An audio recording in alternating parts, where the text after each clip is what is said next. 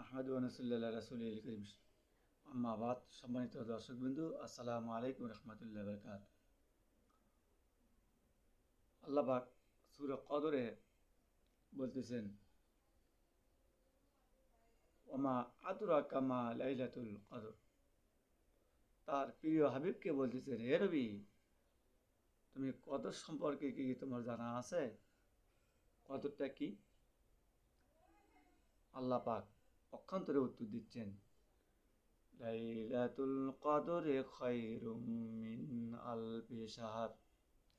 লাইলাতুল কদর হচ্ছে এমন একটা রাত যা 1000 মাসের চেয়েও উত্তম, 1000 মাসের চেয়েও ভালো। তা সুতরাং মানে এটা আল্লাহ রাসূলকে এমনভাবে বলা হচ্ছে, তোমার কি জানা আছে যে এটা কতটুকু ফজিলতপূর্ণ? এটা এমন একটা ফজিলতপূর্ণ রাত যা 1000 মাসের চেয়েও উত্তম।